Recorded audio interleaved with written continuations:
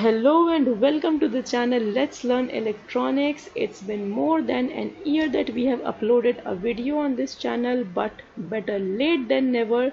We would like to catch up from the same topic where we left, and in our last video I had explained the DC resistance of a PN junction diode. We can calculate the DC resistance of a PN junction diode by simply knowing the applied voltage and the corresponding current. If we know the applied DC input voltage and the corresponding current value, then using the Ohm's law we can simply calculate RD is equal to VD upon RD. There is no complication or complexity in this concept or in this calculation, because the voltage is fixed, it is not changing with time. So the operating points are definite, independent, and they will not be impacted by the adjacent operating points. Every point is different, individual one, and it's not changing with time, or the slope of the curve is not impacting it, the shape of the curve is not impacting it. But in case of an alternating voltage, when an AC input is given to the diode, then the instantaneous operating point will keep on moving up and down according to the variations in the voltage. Let's see how. Now let's calculate the AC resistance. For this operating point we will apply an AC voltage to the diode, and we will receive an alternating kind of current, corresponding AC current. So as long as there is no no variation in the input, and we have some fixed DC input applied to the diode, this point remains stagnant, constant, and this unvarying still point is called the Q point of the diode. At this point there is no change in the input current, it is fixed, it's DC in nature. But when we start applying this AC input, what happens? Let me just enable the pen and start showing you.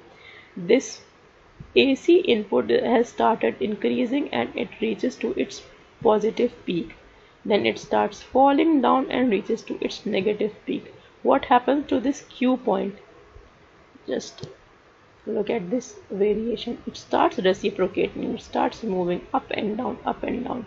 It moves to the positive peak over here, and then it drops down to the negative peak over here, and this way we get a curve, and we have to calculate this AC resistance. So to calculate the same, we will draw a tangent to the curve, and the change in the particular AC in the voltage and the current will determine the AC resistance. Let's see, the delta VD and delta ID will help us in calculating what exactly the value of RD is. We will also do a numerical to understand it better. Let's magnify this situation over here. Let's look at this situation when we have three different operating points on different regions of the curve, and let's see how the shape of the curve is going to impact the result of RD1, RD2, RD3. Graphically we will understand.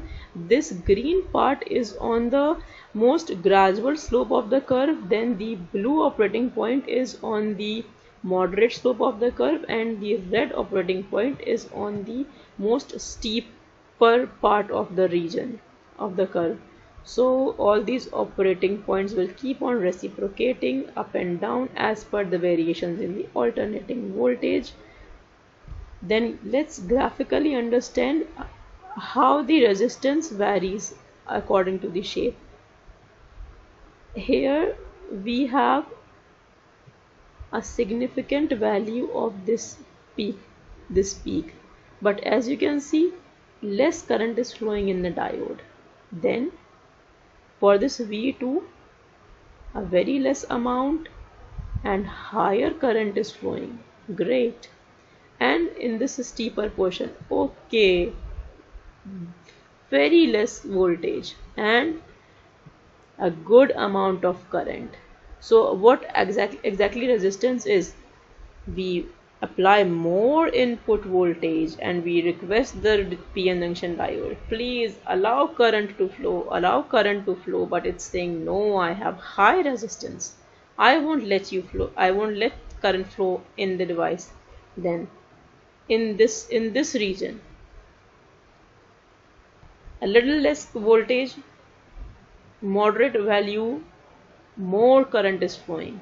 It's saying, okay, I don't have any problem, I'll let the current flow. And then in this red region, just a little bit of voltage, okay, fine, I'm flowing current, I'm very happy to allow this current to flow. That means resistance is dropping down. Here the RD1 has a good amount of resistance. It's saying, no, I won't let the current flow. Then RD2, a little less resistance value, and then RD3, oh my god, resistance is almost negligible and a lot of current is flowing. Let's try to understand this thing mathematically using a numerical. This delta VD1 has a good value, a significant value, and this delta VD3 is very less value. And this ID1, it's not that high, and this ID3, look at the sharp rise. This is why the steeper region has very less AC resistance. Let's understand this using a numerical. Here in this numerical we have two different operating points. Operating point number 1 has input voltage 0.7 volts and the corresponding output voltage is 2 milliampere. We will be calculating the difference VD1 and ID1.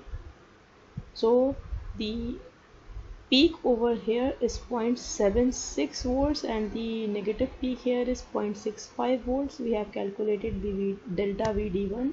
Similarly, the peak over here is 4 milliampere, the negative peak is 0 milliampere. So the RD is ultimately calculated as 27.5 ohms. It has some value. Now let's move to this point number 2. Its input is 0.79 volts and graphically we have calculated this peak. It's 0.8 volts and the negative peak is 0.78 volt. So let's just put the values in the equation and we will be calculating ID2, delta ID2 this way. You can calculate it by yourself. I have just speed up this. I'm just speeding up this process. The RD2 is 2 ohm. So what I tried to explain graphically in the previous slide, numerically we have understood that this has 27.5 ohm, a good value of resistance, and this operating point 2 has just 2 ohm resistance. So as we keep on moving up and this steeper region is coming here in this graph, this part will have less resistance and this part will have more resistance. So numerically we have understood how the resistance is changing according to the shape of the curve.